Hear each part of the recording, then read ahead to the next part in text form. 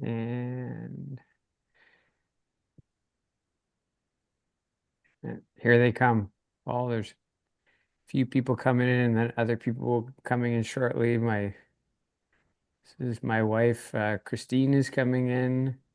One of my students, Christiana Landolt, Ron Waddy, who we're not going to see in Levy, sadly.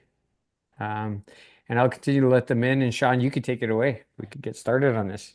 Amazing, Sensei. Good evening, everybody, and welcome to Punch Kick Choke Chat. My name is Sean Benson, and I'm one of your hosts. And we have the absolute divine pleasure of having Sensei Paul Martin back as a return guest. And this is something we're really excited to start doing. We've always got new guests for you. We've got pipelines going for months ahead, but we're so excited to start bringing back people. And I know we've done it with some other people because sometimes when we chat, it can be a little bit biographical, which is great. We want you to know who our guests are and we want to get that recorded history. But there's so many times we want to crack open what they're about for a month or what they're thinking about. And that's why we're really happy to have Sensei Martin back again. But before we start chatting with him, because we're not going to jump into a big question right away like we normally do, we're just going to reintroduce him and then we're just going to have a nice buoyant conversation for a while. So I want to start by just saying, it gives me such great pleasure to see Sensei Suino at Sensei Dolphins. They can tell you why they're together. But I've been away, I'm back in Toronto now, and the feeling of togetherness is something I just want to say. I recognize the room behind Sensei Suino, behind Sensei Dolphin. I'm just like, even though I'm not there, I feel like I'm at home, partly because they're together and partly because I recognize Sensei Dolphin's home in a way that, comes through time and comes through love and comes through all the trips and travel together. So that's my intro for my senseis tonight. And I want to throw it to you, Sensei Dolphin, and you, Sensei Suino, to chip in as you wish as well about why you're together, what you're going to do, and then introduce our guest. Sensei, why don't you say why we're together and what we're going to do? Talking And to me? yeah, and then I'll introduce Martin Sensei. Well, we're together to talk to Paul Martin, who is somebody I've known, I don't know how long, a long time, Yeah. originally through Shudokan Martial Arts Association, and had the pleasure of being a long distance friend of Paul's for years and followed his career.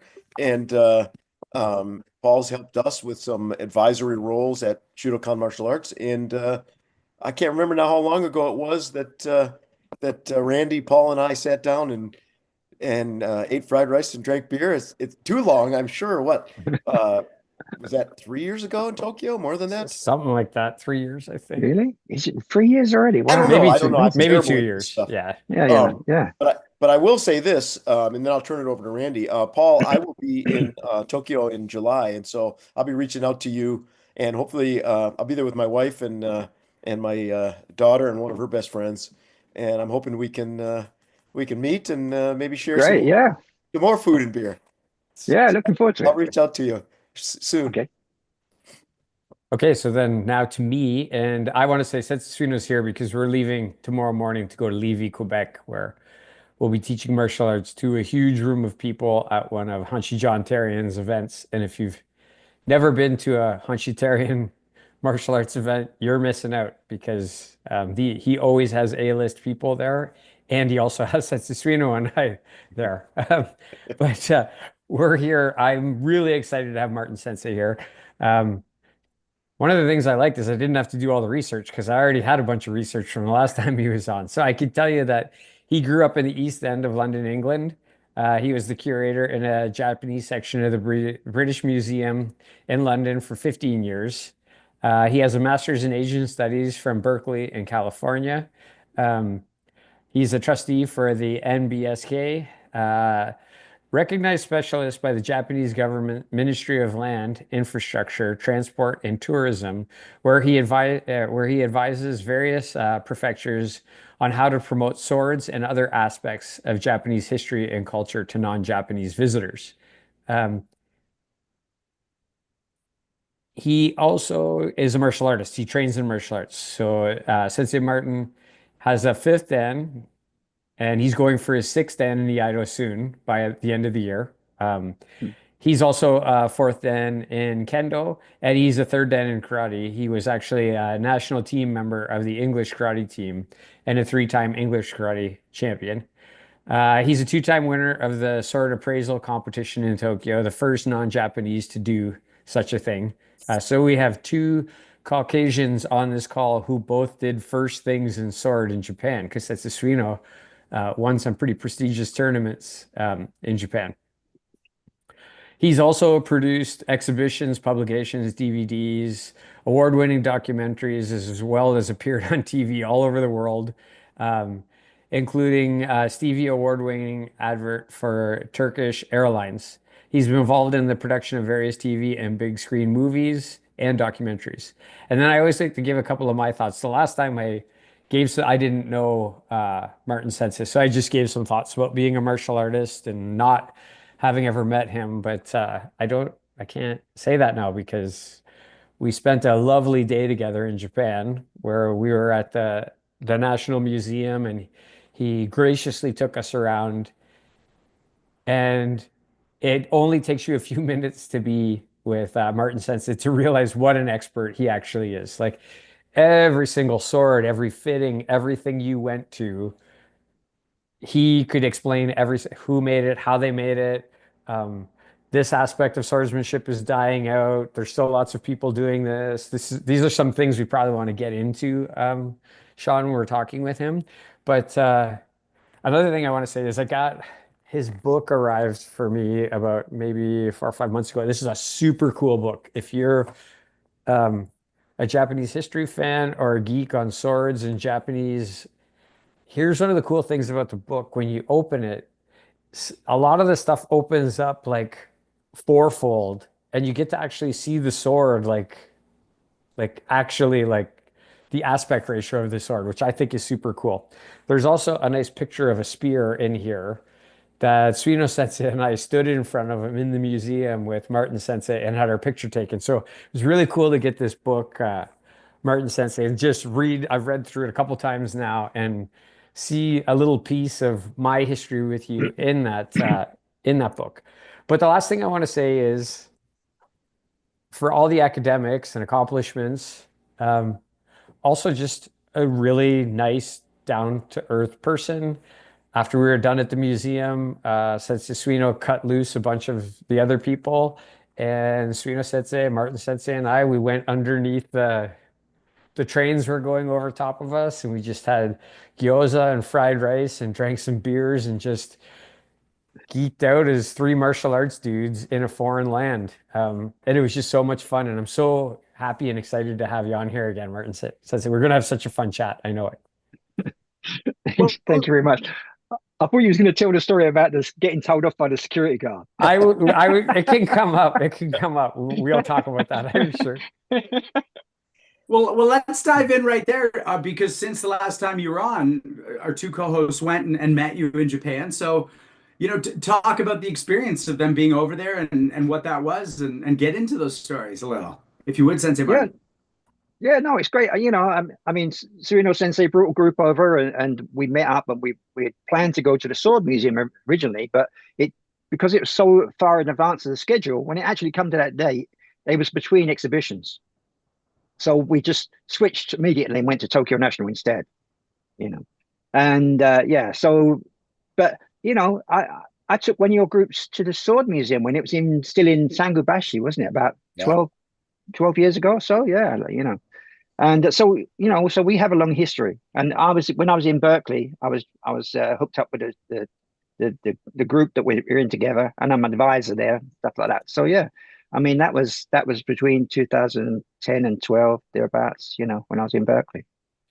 So So no, it's great. It's just great to meet up with other friends and hang out and chat about swords. I mean, what better, it's Well, Sean, we he's were not. loving it because we got to walk around the museum and understand what we were looking at, and it was so funny because as we would go through and you would explain where this sword came from or things to look for about it, then what you would see is people, other museum goers, including Japanese people, started migrating to our group, right? So we got this massive group of folks listening to Paul's every word, and then I don't know, halfway through, this lovely security guard lady comes over and says, "Hey, you got to keep it down. You're disturbing all these people."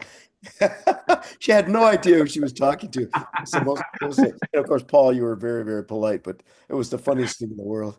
No, wait, was this particularly at the Samurai Museum or at a different one? This was at the National Museum. Okay. Yep. Yeah, and it was just funny because obviously, if you don't realize it, Martin Sets is very famous in Japan. He's on TV shows all the time. And obviously, the security guard didn't recognize who he was. And he was very polite and lovely. But there is a lot of joking after we walked away from that one exhibit.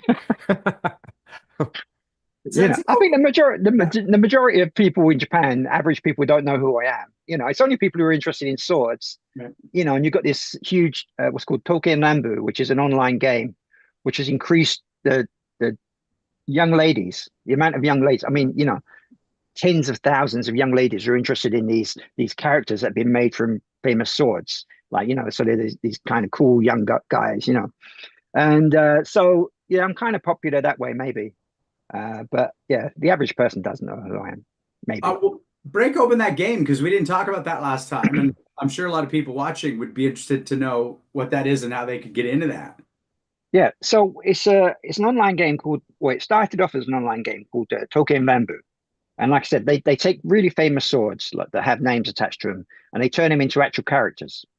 These kind of young flamboyant men characters. Which appeal to the ladies. So the vast majority of their fans are young Japanese girls or young. You shouldn't say that. When they started out, because they're quite knowledgeable about those swords, and when they started out, they were called Token Joshi, which means sword girls.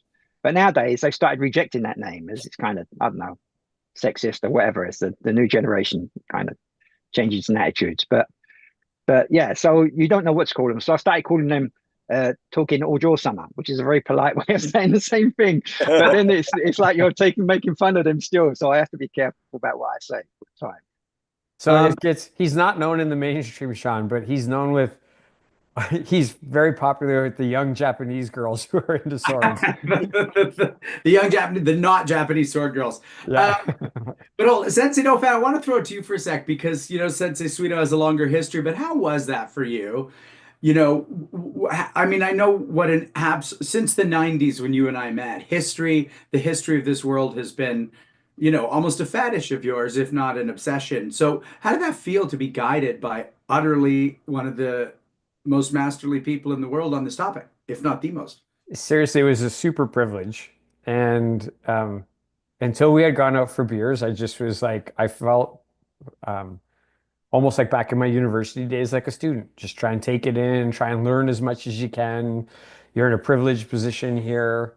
Um, and yeah, like, I mean, I can't think of one question that anybody asked Martin Sensei where he was like, I'm not really sure about that. He had an answer for almost everything and not like just out of like very intelligent person, deep knowledge, deeper knowledge than anybody I know about these topics. And yeah, and then when we went out, again, like I said, just a regular dude who wants to drink some beer and tell some jokes and eat some gyoza and fried rice and just have some fun. Like it was a highlight for me, and I think that day was a highlight for me. Yeah. Probably I in just well, want to sorry, I just want to interject, but I don't. Yeah, I get a lot of attention, and I stand out because I'm this long-term non-Japanese in Japan in a very kind of niche world, you know. But obviously, there's much more knowledgeable Japanese sensei than me. They just don't go on TV and they don't stand out as much. And they're probably, I'm freelance, and they're joined to organizations where it's hard for them to stand out. If one of those moved to America, they might become like Otani or something, and really stand out and go thing. But because I'm on TV around the world, and it's a difficult world to get into for fixers from foreign countries who are finding people for TV programs and things. So I'm an easy connection, if you know what I mean. Sure. So I never ever consider myself as an oracle. I know how to find information because I've been in this world a long time. So it's a bit like being a lawyer. You don't know all the laws all the time, but you can go and find the information very quickly because you know where to find it. So yeah, I feel yeah, when people big me up for my knowledge and stuff, I always start feeling a bit self-conscious. So well, good. It's Let me make you more self-conscious then, because I was gonna say that on that trip, that was probably like the highlight for me of the trip was to get to go there as a sword person, to go there with Martin Sensei, listen to him talk, see all these things, just I've been there before, but the second time with Martin Sensei was a much more rich experience. Thank you. So, Sensei Martin, you've got the sword shows, you've got celebrity appearances, you've got books. Which do you prefer? Like, what do you like the most as part of your sort of turning of the wheel? What do you Yeah, get most excited about? it's strange because I see it all as part of my job. I'm pretty thinly spread over a wide range. All the things that we mentioned before. I'd like to do more YouTube, but it's just so much hard work for me on my own to do. Because you got to film, edit, find music, do subtitles, all this kind of stuff. So that's very, very tough. But I'd like to do more of that. But yeah, no, I enjoy writing. I've got projects that are just stacking up that I can't sit down and do because there's always something new coming out of the blue, like appearing on TV. These things suddenly turn up, and just this week, like on Tuesday this week, we was on the biggest talk show in Japan. It's called Matsuko no Shiranai Sekai, and it's the host is Matsuko Deluxe, who's like a big cross dresser, but very famous as this character Matsuko, you know, and and yeah, it was just wild. I mean, the filming was much more wild than the actual program. The edit was kind of much tamer and educational, but yeah, it was an experience, let's say, you know. But on Twitter after the program just goes wild, and I was answering messages and following stuff up to the early hours of the morning, like just trying to keep up with everything, you know. So how How, often are you doing that? Oh, sorry, no, I was just going to say, how many followers do you have on Twitter?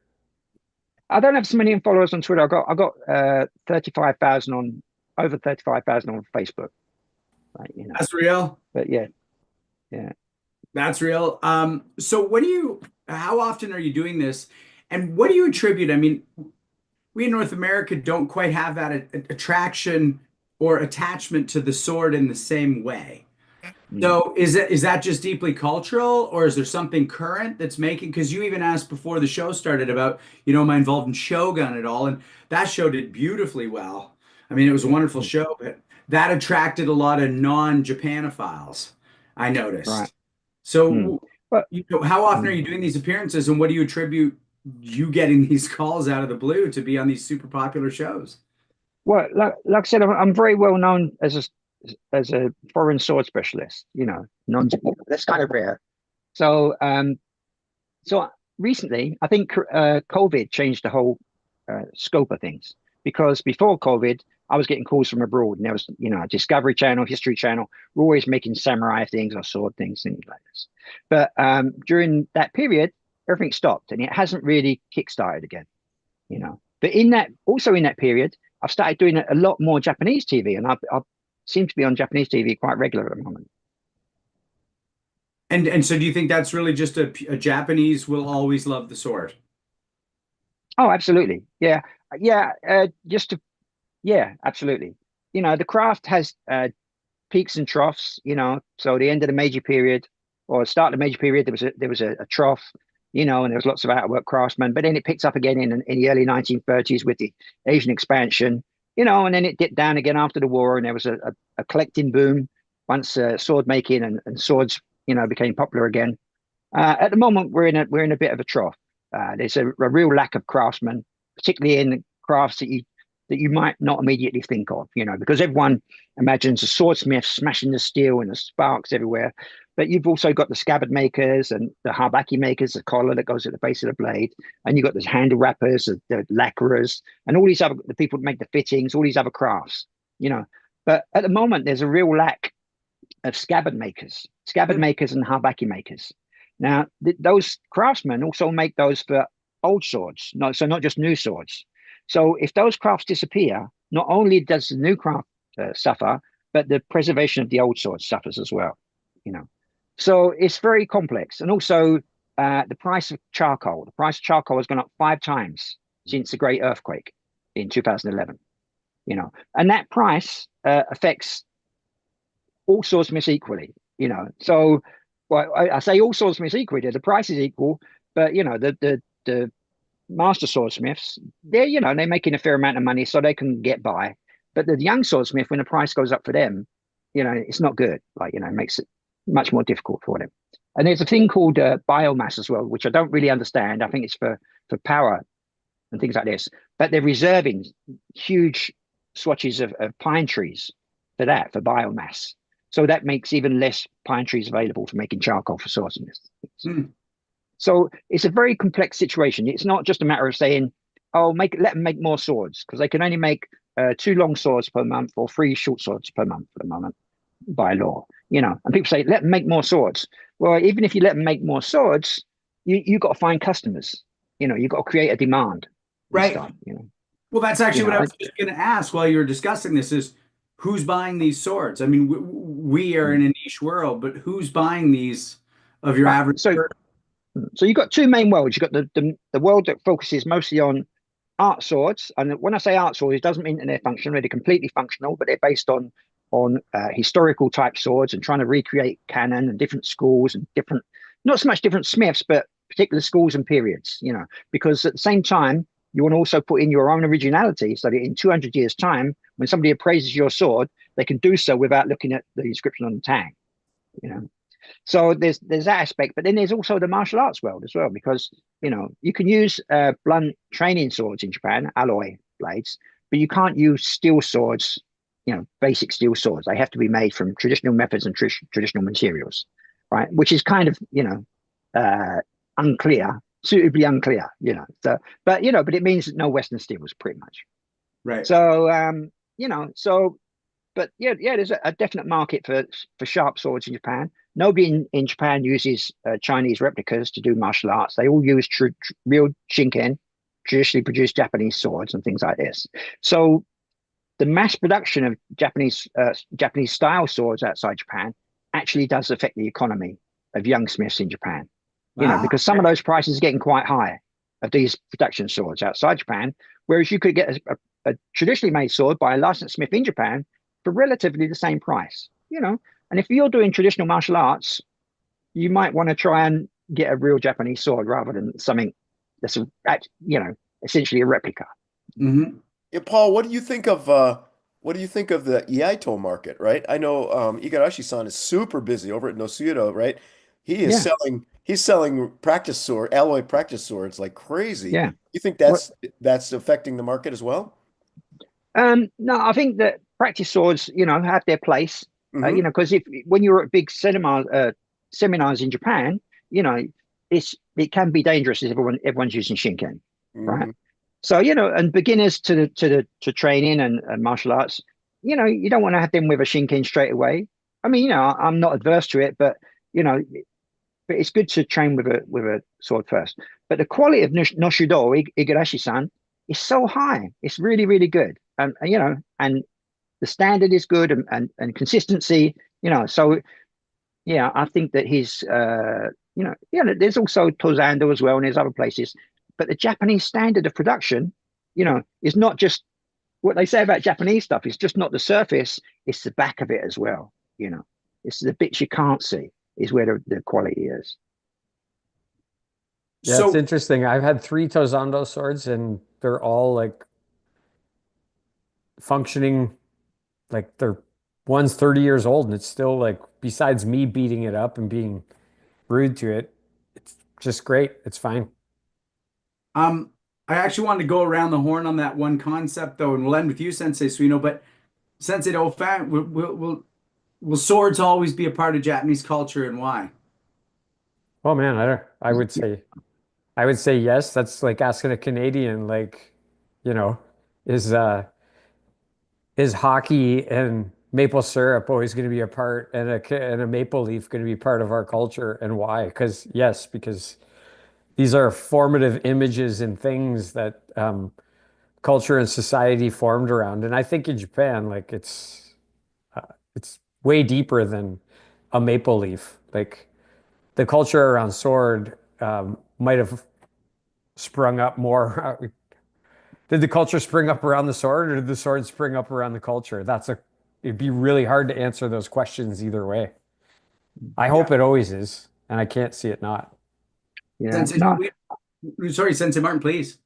I think that the curved Japanese sword as we know it appeared around the mid-10th century, But the spirituality of Japanese swords goes back to the origin myths of Japan, with the discovery of the sword in the tail of the serpent dragon, Orochi, Yamato no Orochi, you know. So that kind of feeling was there already.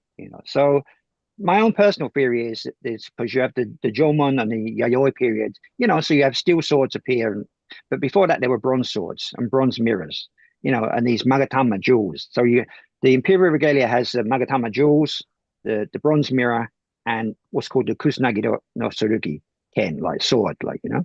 Uh, um, but so what you imagine is a katana, but it's not. It's actually a bronze sword, right? Or we suspect it's a bronze sword, because it was produced or it was borrowed around the 3rd century, and it was an ancient sword then. So the Jomon people used to like polishing things. So the Magatama were polished, and then the bronze mirrors were polished, and then the bronze swords were polished, but they all come up like mirror surfaces. So when steel was actually introduced in Japan, when Japan finally come into the Iron Age, because they were quite late, I think it was natural for them to polish them. But when they polished these steel swords, you saw patterns like wood grain pattern in the steel, and then the pattern of the hamon, once the same hamon as later on, but the pattern of the hardened edge. And you could see all these reflections of nature, which really appeals to Japanese people, and it could kill people instantly. Wow, this is the gods. And the Yamato no Orochi story about the sword appearing from the tail of the dragon, that's consistently thought as a metaphor for the production of steel. So he knows it, because the Yamato no Orochi had 8 valleys and 8 peaks.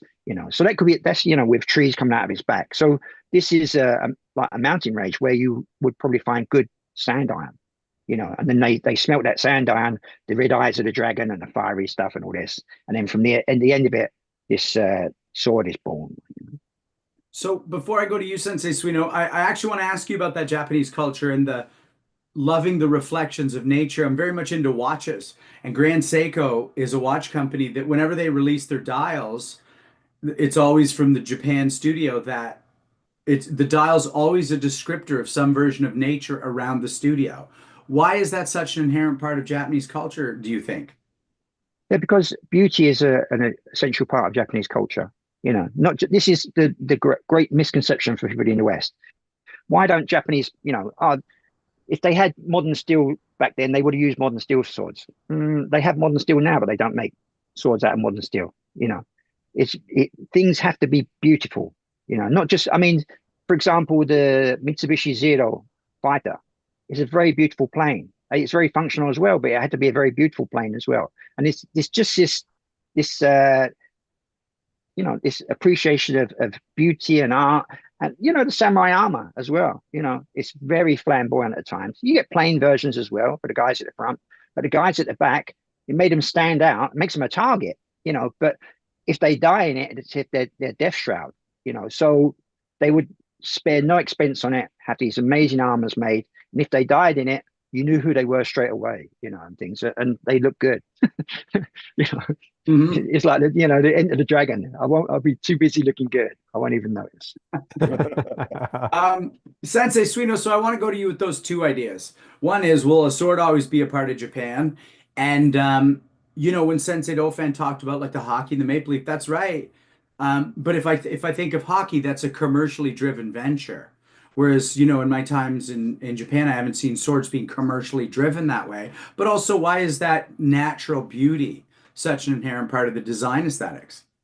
Man, I don't think I can speak with any kind of authority relative to Paul on this. I will just say that whether it's overt or not, swords played just a huge role in the culture there, all over the place, in places you wouldn't even expect. I had so many friends who found out that I was involved in swordsmanship, and they would, we'd be out drinking or go to their house, and they would say, "Oh, my grandparents had this sword, and it's in the closet." And they'd pull it out and show it to me, and they were so proud of it. It was like a part of the family history, the family lore, right? Those swords they stay with the family generation after generation. In fact, I got some as incredible swords as gifts because the families knew I was involved in the swordsmanship and they didn't. But it just keeps reinventing itself in new ways. One example being that game that Paul just talked about. right? A very, very old traditional concept, but now with a new identity, which to me, that's a little bit Japanese as well, that idea of things being reinvented in new ways, right? The themes that are told over and over again, generation after generation in slightly different ways. Thanks. I Yeah, appreciate that. yeah. Sensei No, Martin. swords are the backbone of Japanese spiritual culture and things. I can pretty much associate swords with different aspects of Japanese culture. The pottery is a similar manufacturing process. You take stuff from the ground and you make it into something, and then you fire it, and it uses wind and water and all these different things. It's the same for swords. But and you go into a tea house, and there's a sword rack outside the door for you to put your sword on before you go into the tea house. you know, and it's just that, and swords were see, they're not just weapons in Japan. They're art objects. They've always been art objects. There's a Kamakura period scroll, which is about I don't know about the 11th, 12th century. There's this general Aritada viewing his sword in this thing. And it's just like a daily scene of daily life in the Kamakura period. And there's maybe his daughters there as well, and his wife or the ladies in waiting, wherever they are. But he's sitting on his tatami mat, admiring the beauty of his sword. So how do you know that? How do you know he's not just checking it? Well, he's not looking at the edge to see if it's sharp. He's not looking at it close up to see if it has any scratches or cracks. He's admiring it from afar, and he's holding it like it's his lover or his baby. He's taking great care of it when he holds it. That obviously means a lot to him. But and he's looking, like I said, he's looking at it from afar. But the greatest clue is that he's not touching it with his bare hands. He's resting it on the sleeve of his kimono, because tells us that it had some kind of refined polish, that he knew that he couldn't touch it with his bare hands because he would leave fingerprints that would rust and spoil the polish. So he can obviously see the grain pattern of the steel and some kind of pattern of the hardened edge and things like this. And this is just the earliest evidence. This custom goes way back before that. So, It's funny you mentioned that, because we were talking about me being on this cowboy show, and as my character elevated in status, the props people gave me this gorgeous blued steel revolver. And every time they handed it to me, there was this appreciation of this finer weapon that my guy had achieved. Sensei Suino, you've owned many, many, many swords. Do you find that you've sort of reflected upon them, or chosen them as a reflection of where you are in life? Or what does your approach or admiration for them include? And has that changed over time? Uh, that's a great question, and probably one that requires a little bit of thought. I've been fascinated with swords since I started martial arts when I was, 7 or 8 years old. Um, but started iaido in 1986, and my fascination was with balance, right? Mm, Feeling the hand, the balance of the blade, how it felt to draw. But I started with very cheap swords, and then, um, my teacher gave me an iaido sword that I practiced with, which had significantly better balance and feel in the hands. And I started haunting sword galleries and shops when I was over there in Tokyo, because I didn't have the money to buy anything that was worth owning in those days. And really the art swords that I own were all gifts. So they came to me just as blessings. I've never gone to a store or a smith and bought a an art sword. I do have some inexpensive cutting swords and some World War II blades, but those are just because I like swords and I collect them. Uh, but let's say I go to leave Quebec tomorrow and find a suitcase full of Canadian dollars on the street. Um, um, then it will have to be a combination of all the things we've mentioned so far, right? Hand feel, balance, the beauty of the blade, the heritage of it as well, the smith who made it. If it's an old blade, obviously the history is going to matter. mm. All of that stuff, because at this point, why do you need another sword? Well, the only reason would be to have something very, very special. So all those factors would have to be included. So I'm gonna butt a Why question. don't you need another sword? That's the question. There's N need plus and one. want, N plus one, where N is the number you own. right? That's the right number. So Sensei Suno, I'm going to add one question, and then when we go around the horn, I'd like everybody to answer this. Money's no object, but you can't resell it. What era do you want a sword from and why? It's just for you. It's not for value.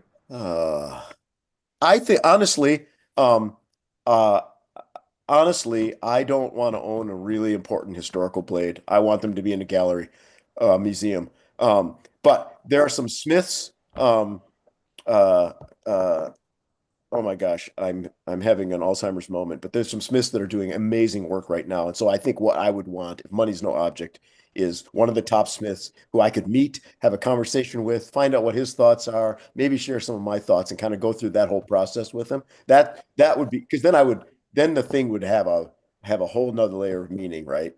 Yep. So That's you want probably that built from the ground up for you from a smith who's got the goods. You're not trying to get some 16th century blade. I don't, it's easy for me to say because I'm not sitting around with the money to buy them, but I honestly really don't think those blades, I don't think the top whatever percentage of historic blades should be owned by private individuals. I guess that's sort of an elitist attitude, but I want the public to be able to appreciate them. I think that's the opposite of elitist. I love that. So Sensei Dolphin, let's go to you next. What have swords been for you? Has your relationship or your admiration across the forearm changed over time? And what sword would you pick up? Money's no object, but you can't resell it. It definitely I have iaitos and the shinken that I have are really cheap shinken that we just use for cutting tatami and they're really cheap for that reason just because if they get damaged you're not worried about it. I'm not like worried about like my finger oils on because it has no historical significance. It just represents something Mhm. um beautiful and significant. But definitely the things that Sensei Suino said hold true for me too. As I've trained longer, um, I have one particular Tozando Iaito that Suino Sensei sat behind me as I was building it and putting it together. It was really nice. They photocopied my hands. The thing is just perfect for me. Like when I hold it, the balance is good. I feel I'm in a symbiotic relationship with that sword when I'm doing iaido with that sword. Um, Different than the other swords I've owned. Um, it's Yoshihara Sensei, right? Suino Sensei. Yoshihara Sensei once did a seminar at Suino Sensei's dojo, and I know his brother was also extremely famous sword maker. But I think because I trained with Yoshihara Sensei a number of times, that if I had unlimited funds, I would like to ask him to make me a sword. He would be a person because I have a history with him. It would be nice. He'd probably be the first person I would go to if I had unlimited funds. And actually, Martin Sensei, he came to teach at JMAC, and he brought a sword for somebody in New York City. And Suino Sensei and I were standing there as they were taking this out and looking at it. And Yoshihara Sensei asked him if he was going to train with it. And he said yes. And then Yoshihara Sensei said, way too sharp, and got a file out and started like blunting the end of the sword, which was a great lesson for me because when I do go to him and say, can you please make me a sword sensei? And if he says, I'm going to train with this, I'm going to say, no, I'm not going to train with it. Before we go to Sensei Martin, I just have an Iaito that's 20 plus years old. It's not fancy and I love it. But if I were to get something, money's no object. Honestly, I would like the best example of a sword that is from like 1867, like the peak right before they started dismantling the samurai rights and privileges. And so, like, all those hundreds of years, it's like, what do we get to? Can I have one of those, please? Just to see how it got. That's where I'd go with it. I don't know who specifically would have needed to have owned it, but I like the idea that, right at that point, it's like, how good did they get? Sensei Martin, what about you? Any era, any time. You obviously have the wealth of expertise beyond any of us to be like, no, no, no, you want the Yeah. 1358. That's the one you want. No, in general, the Kamakura period and the Nambo control periods, that they're seen as the kind of peak. But no, me too. It's a huge responsibility to own a sword at that age, And anything happened to it during my tenure, I would be really, really, you know, upset about that. So I prefer to leave them in museums and things like that myself, and when, people can own these things, but when they're owned privately like that, they disappear for 20, 30 years at a time. If they're in a museum, they come out once a year and things like this, and more people can see them. So if, for example, in the book, there's a fold-out page of what's called the Sanchomo or the Yamatorige. It has two, like, both pretty much the same name, but this sword was owned by Uesugi Kenshin, in the 1500s. During the Sengoku Jidai, but it was made in the Kamakura period. So originally it was a tachi, and then it was adapted to become a katana. But on an art side, this is one of his top 35 swords. It was in his list of swords, and when you look at that sword, you're seeing the same things as Uesugi Kenshin. And getting the same feeling of beauty that he felt when he held and viewed the sword, things like this. So just that proximity, that's worth more to me than being able to own swords like that. So Yeah. just being able to share those things. I mean, I recently purchased a sword for cutting, like was just said earlier, because I've got a sword that cuts. It cuts. I can cut, but it doesn't cut well. It goes spat instead of spa. And I wanted one that, because it's, you only need to cut 3 centimeters to kill someone, but obviously pride takes over and you want to cut those mats nicely, because I do appearances and stuff like this. So I bought a bit of a beast of a sword with a wide saki haba and an oki saki, but it has like a bizen hamon, like Koshiga Hiraita, Gnome Choji hamon, and it was made by Bizen Osafune Sukemitsu, a modern young smith, made specifically for cutting. And so I'm very happy about that. It's nice to continue the tradition with the same things that were being made, 600 years ago, same names and things like this, but continuing that tradition. And also, you feel like you're contributing to the craft. So I want to get to your books, but I want to keep geeking out for two more questions on the swords. What's the most impressive sword you've ever held? Like you're just like, I didn't even deserve to hold this. And when you're appraising a sword, how do you approach it? What are your criteria? Okay, so I've held about 22 national treasures out of the 122. I've seen lots of others in cases and things like this, and seen them up close, but it's not the same as actually holding them. Mm-hmm. Um, so and usually the best sword I've seen was the last one I saw. They get me every time. But I particularly like the like I said earlier, the Sancho Mo. That's a very impressive sword. And there's another one called the Kosetsu Samonji, which was owned by uh, Ieyasu, Tokugawa Ieyasu. And it's in a very nice koshirai as well with a samekawa. Actually, I think it's shark skin. It looks more like shark skin scabbard. And it's a tensho, what's called a tensho style koshirai. And I had one of those koshirai made as a homage to that, to my iai sword and things like this. And but I generally do that anyway. This current sword, I'm going to have a homage koshirai made to Hichikata Toshizo's Izumi no Kanisada sword. The period that you were speaking about.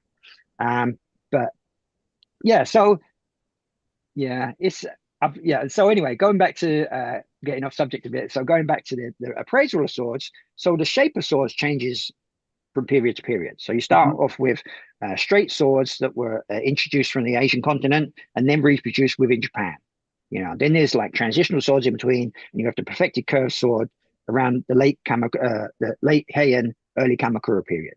And then it's just variations. The fundamental, what's called tsukurikomi construction, is the same. It's just kind of shinogi tsukuri. You get a hira tsukuri, flat blades without a ridgeline as well. But this shinogi tsukuri with a ridgeline construction is the main kind of construction throughout history. So apart from the deepest part of the curvature in the blade, where it is, its position in the blade, and what side the tang is signed on, the basic construction is the same. So they just kind of flipped them over. So, and the part of the evidence of that is when you get to what's called the OA period, just after the Nanbok period, they still look like tachi, but they've actually got some sakizori. There's some curvature in the upper part of the blade. And this is like a transitional sword between tachi and katana, where they start actually specifically making them as katana. But once the katana becomes popular, lots of the old tachi were adjusted, like the sanchomo I was talking about earlier. They hammer out some of the curvature in the tang, or they might shorten it a bit to take out some of the curvature. It becomes more like a katana length and with less curvature, or less curvature in the base of the blade, let's say, because the curvature differences from period to period. So the early blades, Kamakura period blades and the late Heian blades, the curvature, deepest part of the curvature is in the base of the blade and the tang. And the reason they think for this is because they were used for horseback use from above, using them from above, because the upper part of the blade is quite straight. But there's other theories, that some of that upper curvature might have been lost through years of polishing correcting the damage because that's the part that gets used the most, the actual tip of the blade and the monouchi, so that's going to suffer the most restoration, but the real reason for tachi koshirai, the mountings of the thing, was so that the rear of your horse didn't butt the bottom of your sword and knock it out your scabbard or knock so it's just, horses for courses, so to speak, it's made for application, which goes along with the sword. So, for example, when you get to the Nanbok period, which is the 14th century, swords suddenly become extra long. Now, because they become extra long, they make them thinner in construction to reduce the weight. And then they put grooves into the blade. That's when, there was grooves before that, but the groove is not a blood groove, it's just a weight decreasing, way of decreasing the weight. A bit like I-beam technology or railway tracks, just to use less steel and keep it lighter. Mm-hmm. So, but those swords were so long that they're not very practical. And they start weighing like 4 or 5 kilos and things like this. So you can't, practically swing a sword that much that weighs that much. So those swords, most of them got shortened from the tang end because you can't shorten from the point end to regular sizes later on. So lots of those swords lost their original signatures. The ones that didn't get shortened were usually donated to shrines as offerings to the gods and things like this. When then you go into the OA period, which I was speaking about earlier, where it's got a transitional sword between tachi and katana, where it actually has some sakizori, some curvature in the upper part of the blade, and then you get into the actual evolution of the uchi katana, which is for nukiuchi, for drawing and striking quickly. But these blades are quite short, only about 2 foot cutting edge length, and the tang is quite short for one-handed use, because now we're in the Warring States period, the Sengoku Jidai and things like this, So anyway, I'm going off track again, but the shape continues to change through history. So there's not really a start and a peak in the 1860s, right? It's just it changes all the time, just a changing shape of the Japanese sword. And the most standout part of that changes in shape is the curvature. And so as you're appraising, you're looking to see if that tang got shortened and the signature got lost. Right. So first of all, once you've looked at a lot of swords, the moment you pick it up is whether the weight of it meets your expectations in your mind before you picked it up. So you start judging straight away whether its weight is right, So then you start looking, and then you look at the shape, and you try and judge the period by the shape of the blade, and then you might, try and take parts into account whether you think it might have been shortened and things like this. Then you might look at the folding patterns in the steel and the hues and textures of the steel. So prior to 1600, there's different hues and textures and for different areas, in addition to their folding patterns, their forging patterns, because different schools have their different methods and stuff like this. So it might be straight graining the blade somewhere. It might be in the shinogi-ji. It might be next to the cutting edge. It might be right away throughout the blade. And these different things give you different clues. Or there might be a flowing wood grain pattern, with elongated, like elliptical shapes, predominantly elliptical shapes, and this might be Bizenden, might be made in current day Okayama prefecture. Whereas if it's predominantly round shapes clustered up, it might be Kyoto, things like this. So you had this kind of checklist that you're going through in your mind, and not a checklist, but you're eliminating things. So you look at a sword, you think what period it might be, and you eliminate all the other periods, and then you go to the hues and textures and you try and eliminate different areas, and you come down to the area you might think has been made in. And then lastly, you look at the hamon. Now, the hamon, there's two ways to make a hamon. You can cover the whole blade in clay and then scrape it off along the cutting edge, or you can cover the whole blade in clay, thicker clay at the back and a thinner layer of clay at the cutting edge, and then you heat it till it's red hot. And the smith judges this temperature by eye. So he has his favorite shade of red, and he will tend to quench at the same shade of red every time, But the seasons change as well. So the tepid water temperature slightly changes as well. So there's all these different variations, but he quenches at pretty much at the same temperature every time. And this freezes crystals in place and creates a differentially hardened edge, but it has a border. So the way that he applied his clay is kind of like handwriting. So his idiosyncrasies, let's say, of the way that he applied his clay and the quencher that the temperature that he quenched at produces certain size crystals, in combination with his local raw materials that he made and the way that he forged it. So, these characteristics repeat themselves. You can get different smiths doing the same pattern, but these individual characteristics will be associated with a particular smith, things like this. So one thing that's really like, we're all just wrapped with attention here. And if you're watching, I hope you are too. This happened the last time you were on. It's just, we could talk about this one thing for 2 more hours. But the one thing that I'm astonished by, I was talking about appraising, and in my mind, it was more like, what this thing is and you assign a value. But what I love so much about what you're talking about is so much of the appraisal is figuring out what it is, right? I mean, you get handed something and you need to go down a whole troubleshooting tree of, is it this? No, yes. Is it this? No, yes. Before you can even consider what it could be worth, because you don't even know what you're holding, right? Yeah, right. So, so lastly, I'm talking about in a way that, because it's kind of a pastime in Japan where you have different groups that do sword appraisals. They put out 5 swords with the handles on, so you have to guess who made it. If you get it immediately right with one guess, you get 20 points. There's 2 versions of the game. There's a 1 guess game and there's a 3 guess game. On the 3 guess game, if you get it wrong, they'll give you a hint. Like, they'll tell you, you got the wrong period, or you're in the wrong part of the country, and things like this, or you're in the right part of the country, but a different school, things like this, So you get these kind of clues.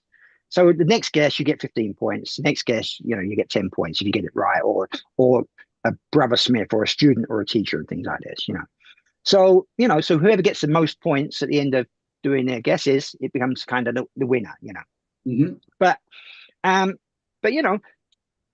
when you're appraising swords anyway, you want to look at the workmanship and then look at the tang and, and look at the inscription, because inscriptions can be faked fairly easily, So, somebody might, most people don't focus, the average person doesn't focus on the inscriptions. They read it and they go, this is a Masamune. Yeah, but that's probably the most difficult subject I could probably bring up. But you look at the file marks and the way that they strike their signature, and there's slight variations, of the same people doing slightly different signature and things like this throughout their career. But there's generally a rhythm, and if it's been faked, the rust inside the signature will be a different color to the rust on the main part of the tang, and things like this. So there's all these different things you want to take into consideration. But I'm not a dealer, so I don't deal in the worth of blades. I don't, appraise blades monetarily. So, there's all these different things. So, yeah, a sword might not be worth the signatures written on it. So. And then one other question we were all curious about is, what's a sword you've held or dealt with or appraised that has the most storied history as far as you're concerned? That has the most like this, or it traveled for 8 generations? What's one, Sensei Novak? Well, I want to just make a plug for his book. I bet you he's probably held all the swords in his book, and there's good history of all of them. But please, Martin Sensei, answer the question. I actually want to know about one sword maker when you're done answering. Yeah, sure. No, I mean, it's difficult. I mean, there's so many swords they're all around the world these days, Japanese swords, because they're so popular. But there's so many swords with lots of history and provenance and things like this, and lots of stories attached to them and legends attached to them. You've got the dojigiri, Yasasuna that are supposed to have like taken the head of the monster of Mount Oe and things like this, or the ogre of Mount Oe, So yeah, it's hard to say. I mean, these swords still exist and they're in shrines and things like that with these legends attached. And yeah, so again, it's like asking me to choose one of my own children. I can't do it, you know. So let's use something Sensei Dauphin just did mention. Or Sensei, do you want to ask about the one? Yeah. Yeah, I want to know if you've held Muramasa blades, Oh the yeah, absolutely, cursed. yeah, yeah. Yeah, and No, are they cursed swords? Paul, no, are they cursed? no. It's again, there's a popular myth and then there's reality. Because there's lots of Muramasa blades. So if they're so evil, why did the people against the Tokugawa government want to have them? They were You know. banned, right? Tokugawa used to ban them for a while. No, I don't know. They weren't officially banned, but I think Tokugawa used the rumor to their advantage, because it's said that his grandfather, Tokugawa Ieyasu's grandfather, was killed by a Muramasa sword, and his son committed seppuku with a Muramasa blade, and he injured himself with a Muramasa thing. But, you know, excuse me, they're from the Nagoya and things, and Mikasa is very close by, you know. Mikawa is very close by, and that's where Muramasa was. So it's likely that there was lots of Muramasa blades. He was a very popular good smith, and it wasn't until Kabuki come out and made this story up. There's a thing called the Mikawa Go Fudoki record that says there'll be 3 generations, that suffer misfortune from Muramasa blades. There's doubts whether this is actually a genuine document or not, and there's no actual evidence. There's no physical evidence that says that those 3 incidents that happened to his members himself, like, family members himself, was actually Muramasa blades. It's just become part of the legend, and the Tokugawa shogunate were very litigious. Let's say, they made lots of rules. There was like daimyo they couldn't even repair their own castle without permission from the shogunate, and you could lose all your land if you done things like that. So, but there's no actual written rules anywhere. Otherwise they would have produced it that Muramasa blades are banned. However, having said that, people believe this thing. They kind of spread. I think it spread through popular culture again. But people believed it, and they would remove one of the characters off their blade. So it said Muramasa, but they removed the Masa, and removed the Mura and changed it to Masamune, which was a Tokugawa popular smith, So, or a smith popular with the Tokugawa, let's say. But so, yeah, nobody. I don't think anyone actually believes that Muramasa blades are actually cursed. There's a shrine in Nagoya as well called Kuwana, and they got 2 deities, which is kind of rare among shrines. So when you make an offering to one deity, you also have to make an offering at the same time to the other deity. So they've got lots of swords donated by Muramasa to these students. Now, if Muramasa was so evil, he probably wouldn't donate swords to the gods. But in addition to that, there's a Tokugawa shrine in the same place, where the Tokugawa family used to visit. And Tokugawa Ieyasu owned a Muramasa himself. It's in the Tokugawa Art Museum. And his greatest general, one of his great generals, Kato Kiyomasa, was it, had the Tombo Giri, which was made by Masazane, I think, And, so he wasn't that against it. Masazane is a student of Muramasa. How about Masamune? He seems to be the one that people who don't know about swords still know about Masamune and him making Well, swords. again, he's got this position within Japanese culture. Even today, there's top sensei say Masamune is the greatest smith ever. But from a Western academic point of view, there's like 9 national treasures, all attributed to Masamune, but they're all unsigned. There's not, there's something like 5 signed Tanto daggers, and not one of them is a national treasure.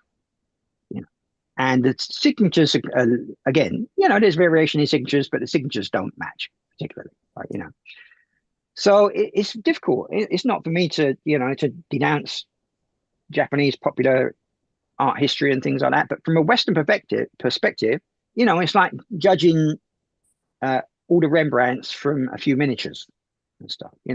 It makes it questionable. Especially when you look at them, you think that's quite different to the other ones. Things like that. But but you don't have to think that that Masamune is not a good smith. Just think of those swords attributed to Masamune are not good swords. They're obviously very, very good swords. It doesn't change their status, even if they're not Masamune. If they turn out to not be Masamune, they're great, great swords. So I'm wondering how things are going to turn out in the future once AI really progresses, and because it's very difficult to appraise swords scientifically. So if they eventually get to some kind of scientific appraisal of Japanese swords, I'm interested to see what the results will be. I think there'll be a lot of changes. Mm. It's interesting we're talking about AI and sword appraisal now. Sorry, I didn't do something that I should have done, but if you have a question, put it in the chat. Raising your hand will not get us to turn your camera or your microphone on. So if you have a question, please put it in the chat. And that's on me as well. That's part of my opening announcements, but having a returning guest. Sensei Martin, so I mean, obviously you're obsessed with this world, you're a expert, but talk a little bit more about the inspiration to write this book that Sensei Dauphin held up earlier. Yeah, so I usually go for very simple things. It just occurs to me, why hasn't this been done yet? And then I just go with that. So I was asked to write a book on 30 great swords, and I said, well, it's been done times over. It's not going to be any different to any other books. So how about this theme? I came up with that theme, and it worked out well. So it seems to be very popular. It's selling very well. It's sold in the samurai museums and things like that. And I'm very pleased. I wanted to make it not too niche. I wanted to make it more accessible for wider audiences because most people are interested in samurai, but not necessarily want to study swords to that degree. So I wanted to make it good for everyone, give it a fair balance. It's a beautiful damn book. It's so nice. Like the paper is like as we were talking about with the Japanese love beauty, this book is beautiful. Yeah.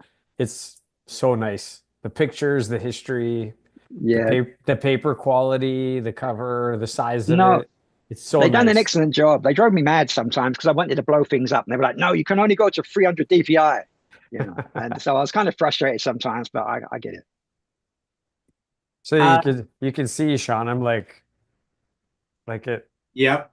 and so now as a result, like I'm looking at this sword, which doesn't have the handle on it, but like the picture is this wide in front of me right now between my Yeah. hands. Yeah. So I mean, what is it, 98% or something? That one? Is it? Yeah, Sorry. yeah, yeah. Or 92% maybe? I can't remember. But but now you're seeing something pretty much the same as how Uesugi Kenshin saw it. And I can send that around the world, and then people can understand swords a bit better. Yeah, you can see the Haman is nice. Yeah. Like you can see it, both sides of the sword. Well, for everybody who's wanting to do this, I just was looking down, pardon me, but I ordered your book as we were talking. Tomorrow. Let's come back to you and your sword practice. How are you spending your time preparing for your sixth Dan? How's that going? Yeah. So yeah, because I'd done lots of karate competition, I was never really interested in EI competition. So I didn't do any EI competition. And I didn't do much kendo competition either because I got it all in my system doing karate. But this year, I was early this year or late last year, I can't remember now. I was kind of goaded into going into a competition because it's your grading next year. You need to like start stepping up. So, and I was surprised at how nervous I got. It really, really shook me. I wasn't particularly nervous inside my head, but my body said otherwise. It's and it surprised me. So this year, I'm making more of an effort to enter competitions and things, and just to get used to the adrenaline again and the nerves and stuff like that. Because adrenaline is a hell of a drug. Oh, yeah. So Oh So yeah. yeah, so I got we're lucky, I mean I got my dojo practice, and then there's the ward practice, and then we got the monthly practice at Tokyo Budokan, for the for Tokyo. And yeah, so there's quite a lot of practice to go to. And my fellow students, my sensei are just fantastic. I love my sensei to death. And it's very hard at sometimes because he's like 78 now, and I feel like I'm watching the changing of the guard, because I can see him passing the knowledge on to my senpai. And you know, so he's not just teaching, he's teaching my senpai how to teach. And every time he corrects someone, he brings him over, and he instructs him how, like, what's wrong and how to change it and what the person, is doing wrong. And it really is a fantastic experience. Um, that sounds like incredible prep. And I just want to go back to something you said. Your mind might not realize it, but your body does about being nervous. I love that. The first time I did a jiu-jitsu tournament, I'd done so many tournaments in my life, and I was calm here, but my mouth was never that dry, maybe in my life. I was like, what is going on? And my body just said, yeah, no. We have a question for you going back to something we talked about from Janier Paez. I hope I'm saying that right. He popped up with his hand up, but we got the question. So he said, thanks for the invite. It's great to be here. It's great to have you, by the way. Martin Sensei mentioned that swords attributed to Masamune are unsigned. Why would a swordsmith choose not to sign their blade? From a Western perspective, it would seem odd for artwork to go unsigned. Mm. So there's also lots of unsigned tanto. See, this is part of the question mark for me with Masamune blades in general, is there's lots of unsigned tanto as well. So in general, let's take the Bizen school of Smiths. So you had Mitsutada, and then you had Nagamitsu, then Kagemitsu, and things like this. You had this lineage, and they tend to follow the same kind of workmanship. It changes, their own originality goes in, and there's changing according to period as a period moves forward and things like this. But the basics, like the file marks and the way they finish the end of their tang, is pretty much the same. Like, it doesn't change that much. But suddenly, you got teacher, Masamune's teacher was Shintogo Kunimitsu, and there's lots of tanto that are extant by him, and most of them are signed, but there's not many signed tanto by Masamune. So, and what's the reason to have an unsigned tanto? It's hard for me to fathom that one, there's in the past when you gave presented swords to daimyo and shrines and things, you might not sign them in those times because you needed permission to sign them first. Is this okay? Yes, please sign it. Kind of thing. But but then, like I said, conversely, there's lots of signed tanto by Kunimitsu. Yeah, but so anyway, Masamune worked in the Nanbokucho period. So he worked in the late Kamakura Nanbokucho period when they started making these extra long swords that many of were shortened. So that is one of the reasons that many of his blades might not have a signature. But in some cases, there was the name won't come to me at the moment. The book's just there, but there was a school of people that shortened swords for the Tokugawa and think. The Tokugawa. But anyway, they shortened swords and they put gold inscriptions in and the Hanami in combination with the Hanami and things like this.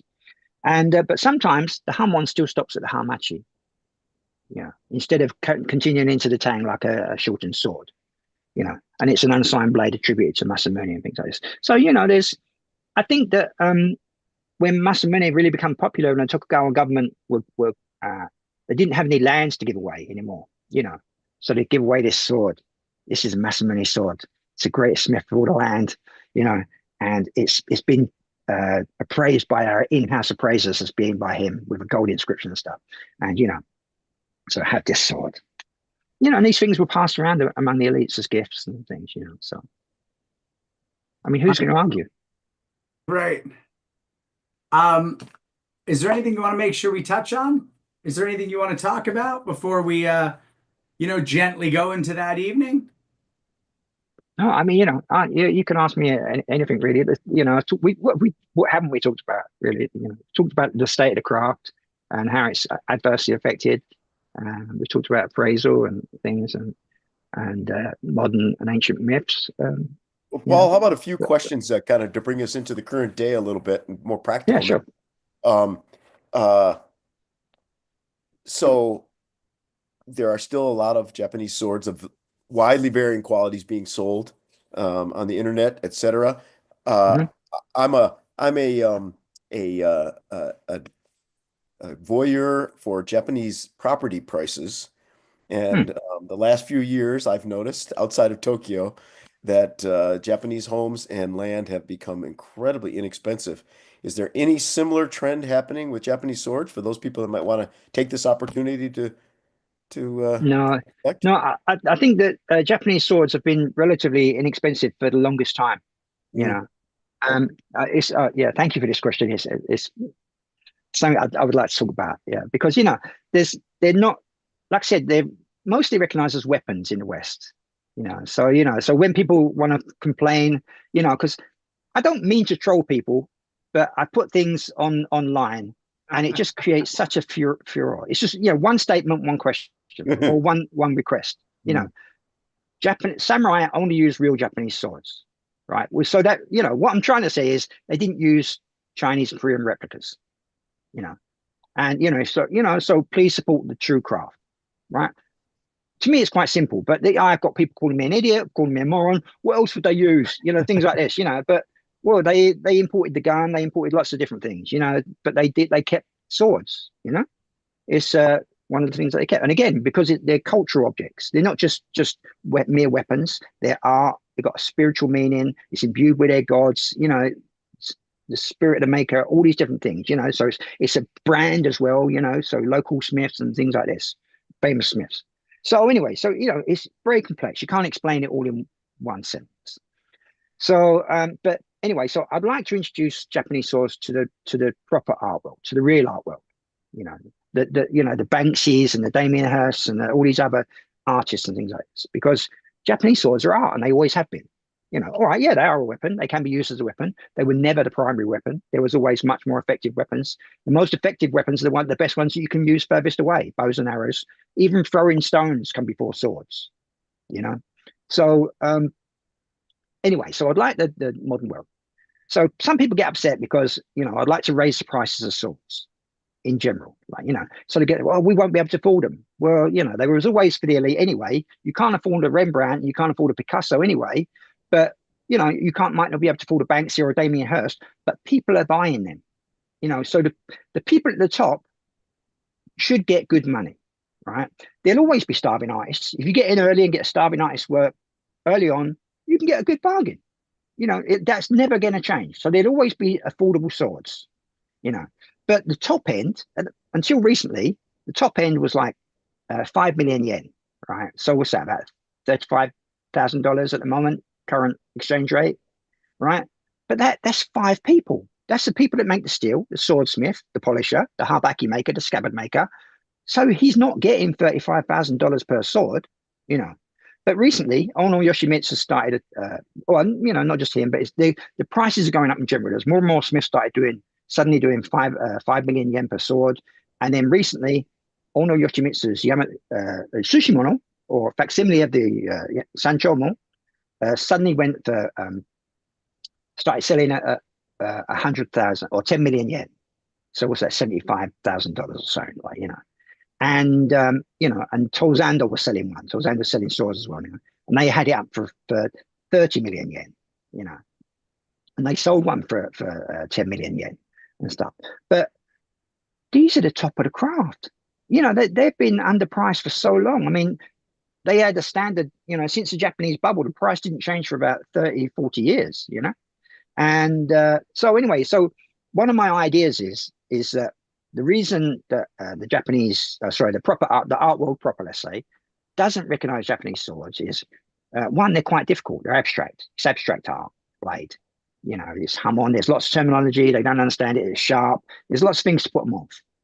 But the mountains are more man-made comparatively. It's all man-made, but there's lots in unison with nature with the blade, and it's abstract. But the mountains have scenery and patterns and things like this. So it's more man-made. So if you get famous people like Banksy or Damien Hirst to paint the scabbard, the price will automatically go up. Because it's got this famous artist associated with it. In addition to that, the art world critics and appraisers has an anchor that they understand. I understand this. This is art. They might take that extra step to understand the blade and the other parts as well. So if we can get into the art world proper, the price of swords should rocket. There's people come to Japan, and I heard stories. I don't know if it's true or not. Famous F1 drivers. I want to buy $1 million sword. No, they're 50 grand. They're 50 grand or whatever. No, I want $1 million one. No, they're 50 grand. Oh, I don't want it then. I mean, I've heard. I don't know if it's true, but I've heard that kind of story. But I got one. I got one they can buy for $1 million. Paul, I can only imagine the shit you get if you say Banksy should paint a Japanese scabbard. I mean, people would lose their minds if they hear you say. Well, I mean, there's also Kusama Yayoi. There's Japanese artists as well. Kusama Yayoi with the dots. Imagine a scabbard with covered in dots and things. It's still very Japanese. It's modern. The sword the All Japan Swordsmith Association done an exhibition about 12 years ago, I think, for Evangelion. They've done a collection with collaboration with Evangelion. Now there was all things made, futuristic swords made. Okay, I get it. The intangible skills and things and materials are being used, but until now, the sword has always been made looking to the past, but influenced by the present, not looking to a non-existent future. So I think that was kind of a mistake, even though it was kind of popular. And again, in 200 years' time, when they look at these blades and they got strange carvings on, they go, "What's that? Is this even by this guy?" I mean, it's very strange. So you have to take things into consideration, I think. Do you have any of those connects? I mean, do you have a way to approach these artists and broker No, this I usually work? do things like this and give a shout out and hope that they contact me. Right. Right. I love it. Yeah. Damien Hirst, do it. Put all those skull encrusted diamonds on a scabbard. Yeah, I'd love that project. I mean, Yoko Ono, give peace a chance. No more war. Anything like that. There you go. Sayonara. Love that. Right. As long as she's not singing with the sword. That's one of my favorite videos in the world where Chuck Berry just can't believe what he's hearing. Okay. We had a question come in as we're let's see. Cheers, Martin Sensei from Tom Helm. Besides your great book and the Japanese sword on YouTube and Facebook, can you recommend other resources where we can learn more about swords? And by the way, where we can find you as well online, and don't be shy about people listening. So and how to find you. let me start off by giving Tom a shout out first. If you go to the San Francisco Sword Show in August every year, there's a massive event. It's the biggest event outside Japan, I think. And there's lots of tables there with people with genuine swords and art swords, and there's dealers from Japan, and I think polishers go and swordsmiths go. Yoshihara Yoshindo goes, or used to go anyway. He's getting a bit old now. He's about 82 now, I think. But yeah, that's great. And there's a new art fair in Europe as well, in Holland, that will be on in June. That focuses on swords and armor and things like this. So they're great places to go if you want to see actual swords and do things. So yeah, I've got my different media. If you come to Japan, obviously Tokyo National Museum or the Sword Museum and things like that. Yeah, no, it's on Osafune, the Osafune village, the Bizen Osafune Token Museum, Sword Museum in Okuyama. You can get a train there from Okuyama Station, but if you drive, it's about 40 minutes, I think, from the station. So it's a bit out there, but definitely worth going because they've got all the crafts lined up in the courtyard. Different craftsmen are there on different days, but you can see some forging and you can see other different aspects of sword making take part there. But yeah, no. So yeah, get yourself to San Francisco if you're in the States and stuff. It's a massive event. They have lectures and sometimes they have sword appraisal there and issue certificates and things like this. Fantastic. So I'm probably forgetting lots of stuff because I always do. There's just so much stuff out there. I've started doing lots of public just appearances because I'm, again, this strange sword specialist foreigner. I get asked to, and I'm on TV quite a bit here now. I get asked to appear at different sword festivals and stuff like that, and just go and wave and say things about swords. Nice work if you can get it, Sensei. Yeah, right, right. Well, I was just gonna say we've talked about those celebrity appearances, your book. We've talked about the history of these swords. Is there anything you want to make sure we touch on before we say good evening? Oh, your book, which I've ordered, by the way. Everybody watching, I ordered it. Did you? Did Yeah. you? Yes. Well, yeah. Yeah, Hit pause. thank you very much. Back for our wind up. Anything you want to say before we wind up, Sensei Martin? No, it's this. Sorry, have we got time? Are we okay? Yeah. Yeah. Yeah, yeah. So I was saying about like I don't mean to troll people, but there's this thing about samurai as well, like so people like to say, oh, the samurai haven't existed for 150 years, But when you live in Japan, I think it's slightly different. It's everyone knows who the daimyo families are. They still exist. Even the shogun. The 19th generation Tokugawa Ieyahido is around. I interviewed him for the Muramasa program actually, and yeah, and I was just thinking, oh, he's the shogun, but I think that they like to, yeah, the samurai class hasn't existed for 150 years, but I think it's still bubbling under the surface there. You go to dojo, you can tell who would be samurai and who's just going to just like do their aerobics with a sword and things, and you can, and they would tell you as well, like, I don't know anyone who doesn't know if they're samurai or not, if their family is samurai or not, that, if you ask them, they go, nah, oh, no, my family's not samurai. Oh, they go, yeah. Yeah, they usually go, yeah. They go, oh, yeah. They never go, oh, yeah, we're samurai. They go, yeah, we're samurai. Like, so that feeling is still there. It was again, like I said, I don't mean to troll people, but I put a post on my Facebook page. Are you samurai? I didn't say, are you a samurai? I said, are you samurai? Which kind of encompasses this kind of overall feeling and stuff like that. That you're dedicated to martial arts and stuff and learning and doing all these different things. So yeah, no, I think, and given if the call was there, I think that the samurai people would appear again immediately, like in Japan. It's depending on the period, in the Edo period, it was very fixed. But before that, 1 minute you're working on the farm, next minute you're a samurai, and then the war's over and you go back to being a farmer. And it was like that for the longest time. And even after the samurai period, suddenly this you've got Suzuki Daisetsu, Zen and Japanese culture and things like that. And suddenly the whole populace become samurai, so to speak, where they got rid of the samurai and then re-invoked that feeling for the new army, for the modern army. So so I just wanted to say that as well. That's what a Minuteman is in the States, right, Sensei Suino? I'm sorry, say that, what, Sean? Historically and famously, isn't that what the Minutemen are in the United States?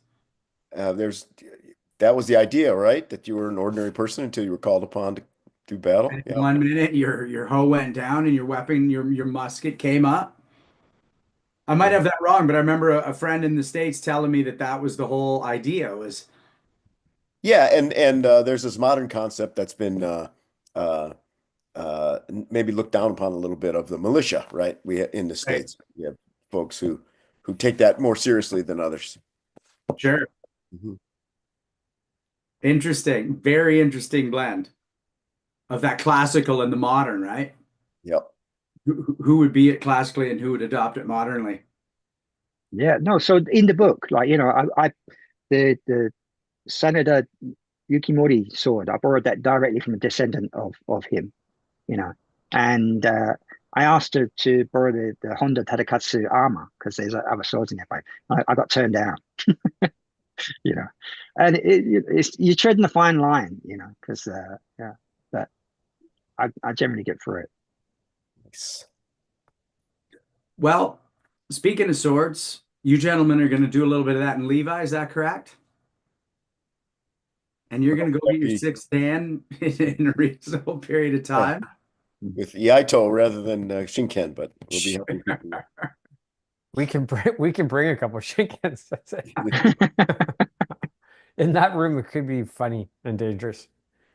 Well, look, I still want to. I know when we have returning guests, we've got a slightly different format, but I think the round the horn is nice. So before we do that, I just want to thank Robert Schlemsky, Justin Shea, Andrei Sedishev, Alden Adair, Josh Kitchens, Cristiano Landel, Dridi Giuliani, Stavros Stavroulias, and Emily Ruth Driscoll for running the behind the scenes on this and all the promos you see and the Instagrams, etc. I want to say thanks to everybody who joined us tonight. We had some new guests, some new questions, which we really appreciate. And to everybody watching, thanks for being here. Sensei Suino, what do you want to say about our time tonight? Oh, loved it. I mean, this went by in a heartbeat, and I always have this experience, Paul, talking to you where I'm wrapped and I have 1,000 questions, but I can't ask them as quickly as you can as you can talk about the stuff. I'm really looking forward to July. I hope you're in town. I hope we can sit down for a beer when I'm there, and let's just pick up where we left off. It'll be great. Yeah, absolutely. Absolutely. Looking forward to it. What about you, Sensei Fan? Yeah, I usually write down copious amounts of notes, but what I said at the beginning is what I'm going to stand by, which is Martin Sensei knows his shit, man. And this, he said it at the beginning, oh, there's other people that know more than me. Well, I don't know who they are because they must be fucking geniuses then, because this guy, again, like Sensei said, I could have just sat here, let you ask him questions all night long and just listen. It's so informative. This is definitely going to be a show that I'll watch again, just on my own to watch it and listen again. Um, Martin Sensei, Paul, I can't wait until the next time I'm in Japan. I can't wait to see you again too. We're gonna have a good time. I'm gonna get my book signed because then Sean can have I can have the inscribed version, and Sean can have the one that people think is a Masamune, but it's not signed, so we won't be sure. Thanks so much for coming on again um, from the future. It's now where you are, but it's tomorrow Oh where. yeah, yeah, yeah. Um, Sensei Martin, I said this last time, but I'm a student of all this and listening to you talk, I just don't want to interrupt and I just want you to go where you want to go with it. And I appreciate you coming on and just getting deeper and in so many more interesting ways around all the stuff that we get excited about. How do you want to say goodnight and how do you want to wish our guests watching good night? Yeah, no, no. Yeah, please, by all means, buy the book, don't buy the book, but try and treasure the craft for what it is, because it's really in peril at the moment, I think. It's one of those troughs. And if we can promote swords and create greater understanding of Japanese swords, that they're not merely weapons, that they have cultural significance and they're art objects, and try to raise them up and help Japan, put the sword back where it belongs. That'd be fantastic. That would be fantastic.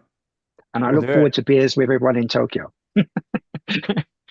Thank you, Sensei Martin. Thank you, Senseis. Have a safe trip this weekend. Thank you, everybody watching and listening. We're really glad you're here, and we'll see you next week. Thanks, everybody. Thanks, Good night, Paul. Thank you. everybody.